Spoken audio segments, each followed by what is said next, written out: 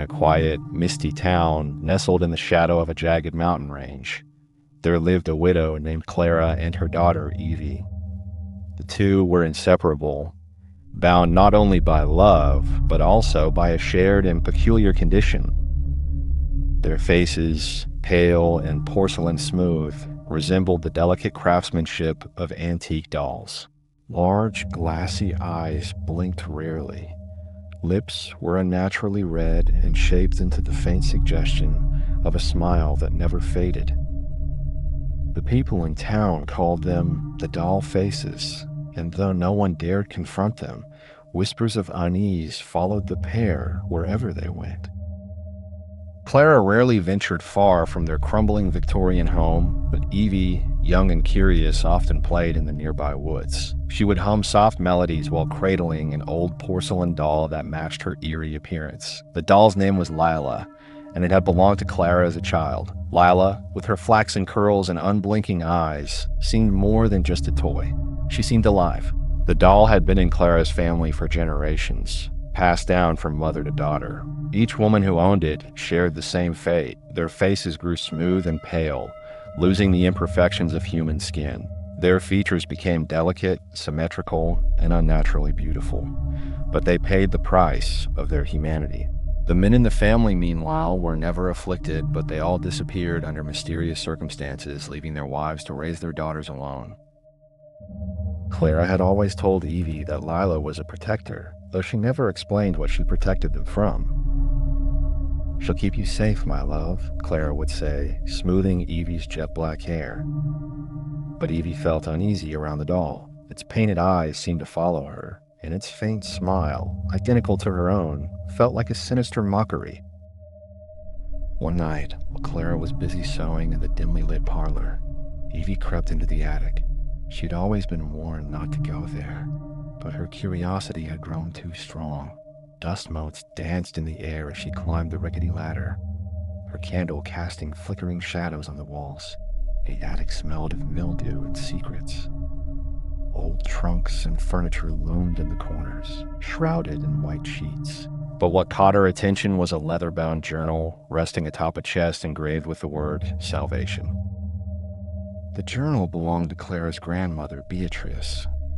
Evie flipped through its brittle pages, her pulse quickening as she read about the origins of the doll.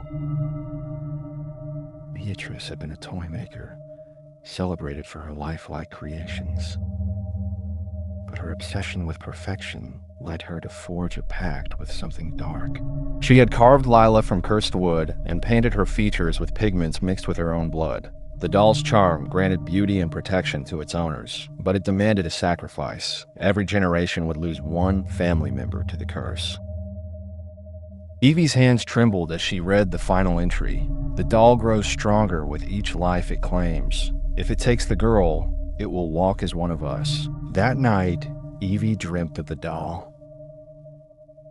Lila stood in the corner of her room, her unblinking eyes fixed on Evie's bed. Slowly, the doll began to move. Its stiff joints creaked as it turned its head, its porcelain lips parting in a whisper Evie couldn't understand. Suddenly, Lila's face began to shift, contorting into Clara's features, then Evie's own. The doll's arms stretched unnaturally long, reaching for her. Evie woke with a scream, her heart pounding. The doll was still in her arms, smiling serenely. Clara rushed into the room. "What happened, my darling?" "The doll," Evie stammered. "It moved in my dream.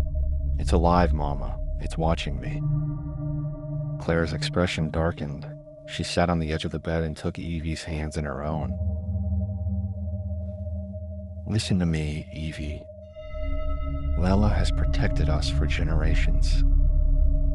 She may seem frightening, but she is our salvation. Without her, the curse would consume us entirely." "But what if she's the one causing the curse?" Evie whispered. Clara didn't answer. Her silence was louder than any denial. A week later, a stranger arrived in town. He was tall, with sharp features and eyes that seemed to pierce through the fog. He claimed to be a historian, researching local legends. The townsfolk were wary of him, but Evie was drawn to his warmth. His name was Elias, and he spoke of breaking curses and unraveling old mysteries. "I've heard about the doll faces," Elias said one day as Evie sat with him by the river. "Do you know their story?" Evie hesitated, then nodded. "My family is cursed. The doll, Lila, she's the reason. I think she wants to take me." Elias leaned closer, his voice low. "There are ways to break curses, Evie, but it won't be easy. You'll have to confront the doll's true nature." "How?" she asked, desperation edging her voice. "Bring her to the woods at midnight," Elias said. "I'll meet you there." That night, Evie waited until Clara was asleep before slipping out of the house. She carried Lila in her arms, the doll's glassy eyes glinting in the moonlight. The woods were silent, the air heavy with anticipation. Elias stood in a clearing, a circle of salt and candles at his feet. "Place her in the center," Elias instructed. Evie obeyed, setting Lila down gently. The moment she did, the doll's painted eyes seemed to flare with life. The air grew colder, and a low, guttural sound emanated from the shadows. Elias began to chant in a language Evie didn't recognize. The ground beneath the doll trembled, and cracks formed in its porcelain skin. A high-pitched wail filled the air, and the cracks widened, revealing something dark and writhing beneath the surface. Suddenly, Clara burst into the clearing. "Stop!" she screamed, her voice raw with terror. "You don't know what you're doing." Elias faltered, and the circle broke. The doll's fragments began to reassemble, its form shifting into something monstrous. Lila's face twisted, her mouth stretching into a grotesque grin as she rose to her feet. Her limbs were no longer porcelain, but flesh, her eyes burning with malevolence. "You should have obeyed," Lila hissed, her voice a chilling blend of childlike innocence and ancient malice. "Now you'll all suffer." Clara grabbed Evie and pulled her behind her. "Run!" she shouted, but Evie couldn't leave her mother behind. She watched in horror as Lila lunged at Clara, her clawed hands aiming for her throat. Elias sprang into action, throwing a vial of holy water at the doll. It sizzled on contact, and Lila shrieked, momentarily stunned. Clara seized the opportunity, pulling a silver dagger from her coat. "This ends now," she said, driving the blade into Lila's chest. The doll let out a final, ear-splitting scream before collapsing into a pile of ash. The forest grew silent once more. Clara and Evie returned home, their bond stronger than ever. Without Lila, their faces began to change. The porcelain smoothness gave way to imperfections, their cheeks gaining warmth and color. For the first time in generations, they looked human. But the curse's shadow still lingered. As they packed away the remnants of their old life, Evie found a single porcelain shard on her bedroom floor. When she picked it up, she thought she heard a faint giggle.